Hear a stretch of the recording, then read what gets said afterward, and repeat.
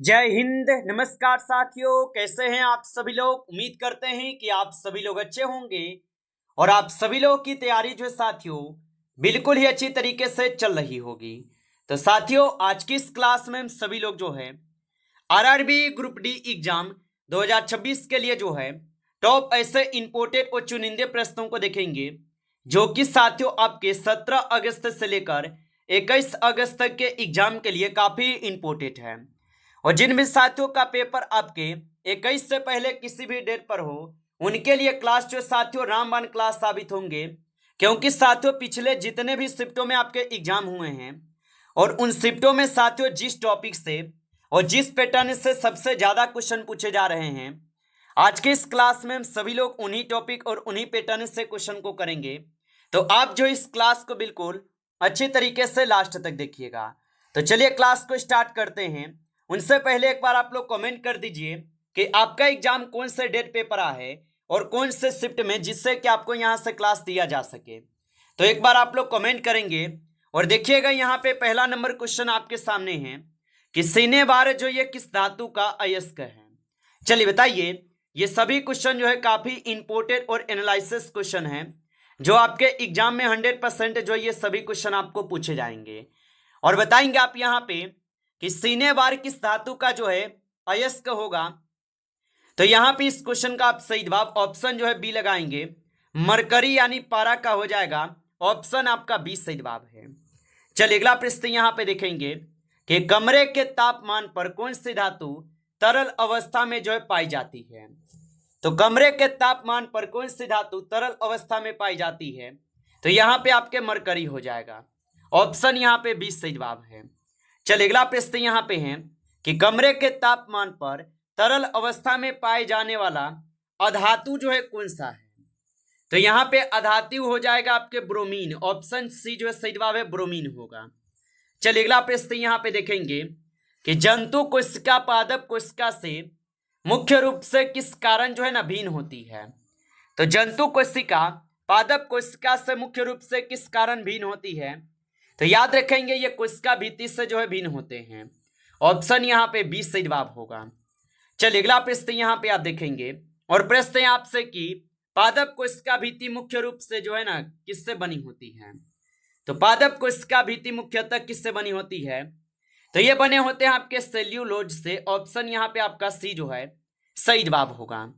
चलिए अगला प्रश्न यहाँ पे है और प्रश्न है आपसे कि शरीर के संरचनात्मक निर्माण और रख रखाव के लिए कौन सा यहाँ पे पोषक तत्व जो है आवश्यक है। तो शरीर के रचनात्मक एवं निर्माण और रख रखाव के लिए कौन सा पोषक तत्व आवश्यक है। तो यहाँ पे आपके हो जाएंगे कार्बोहाइड्रेट। ऑप्शन ए जो है सही जवाब है, कार्बोहाइड्रेट होगा। चलिए अगला प्रश्न यहाँ पे देखेंगे कि प्रतिदिन में भोजन में अधिकतम ऊर्जा किससे जो है ना प्राप्त होती है। तो प्रतिदिन के भोजन में अधिकतम ऊर्जा किससे प्राप्त होती है। तो ये आपके कार्बोहाइड्रेट से होते हैं। ऑप्शन यहाँ पे बी जो है सही जवाब है, कार्बोहाइड्रेट से। आप अच्छे से इनको जो है याद रखेंगे।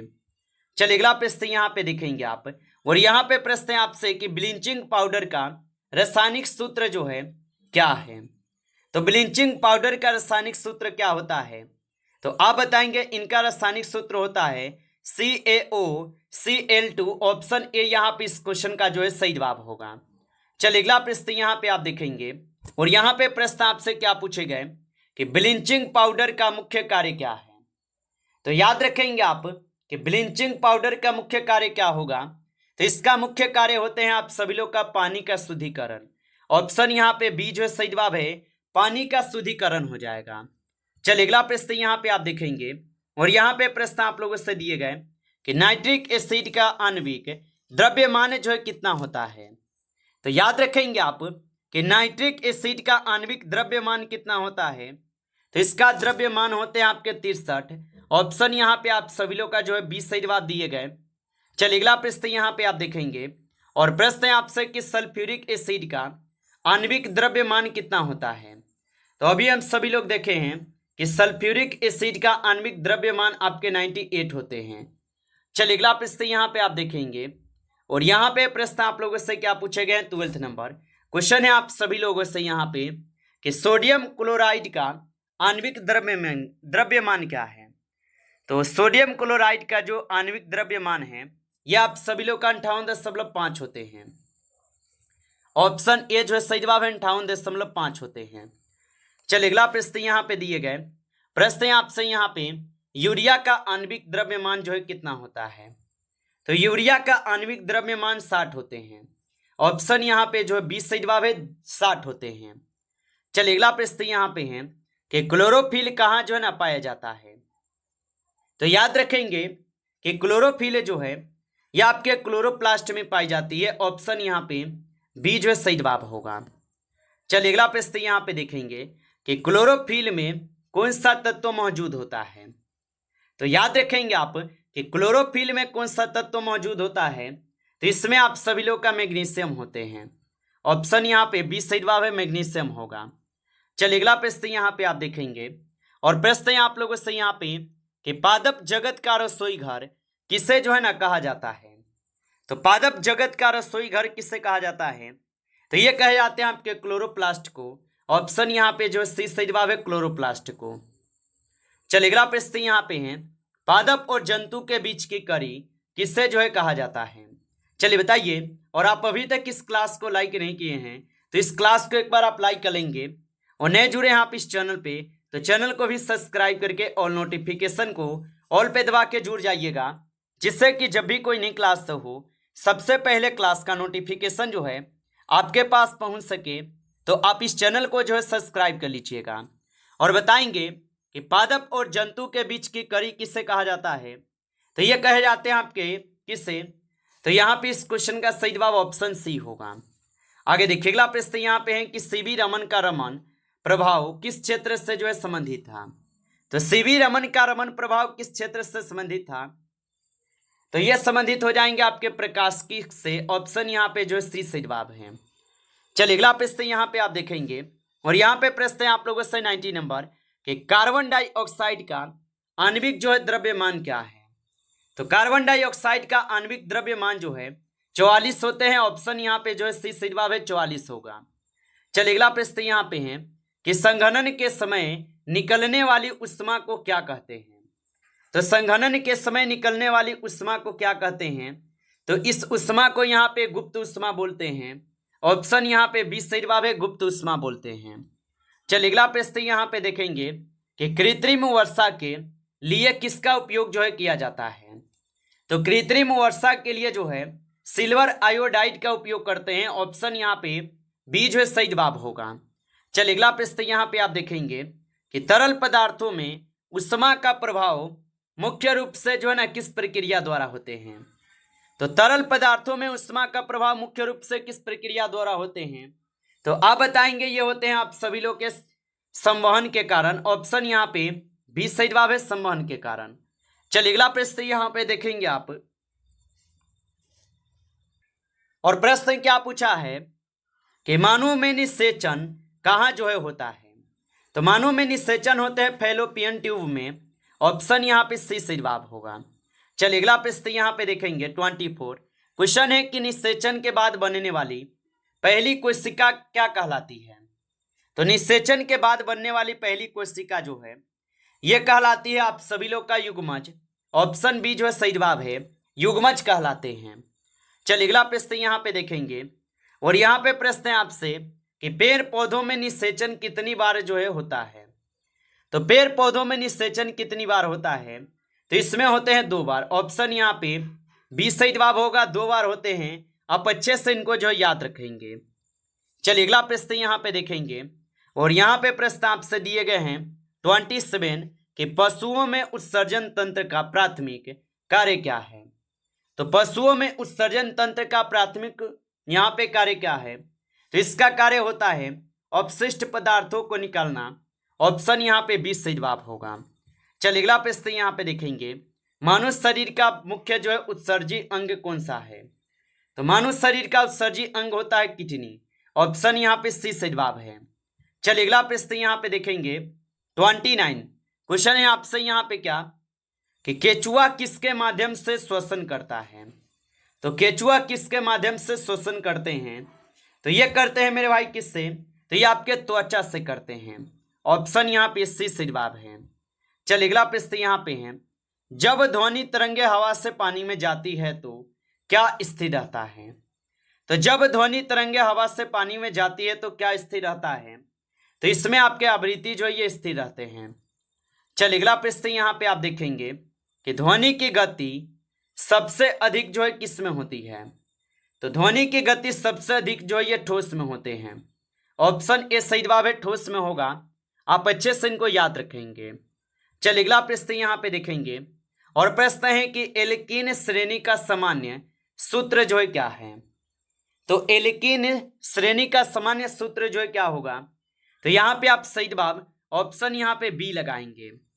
चलिए अगला प्रश्न यहाँ पे देखेंगे और यहाँ पे प्रश्न है आप लोगों से कि एल्कीन किस प्रकार के हाइड्रोकार्बन होते हैं? तो एल्कीन किस प्रकार के हाइड्रोकार्बन होते हैं? तो ये होते हैं आप सभी लोग के किस प्रकार के? तो संतृप्त हो जाएंगे। ऑप्शन यहाँ पे बी सही जवाब है। चलिए अगला प्रश्न यहाँ पे देखेंगे कि किस यौगिक में आयनिक और सहसंयोजक बंध दोनों बंध जो है ना होते हैं? तो किस यौगिक में आयनिक और सहसंयोजक दोनों बंध होते हैं? तो ये होते हैं आप सभी लोग के किस में? तो NaOH में।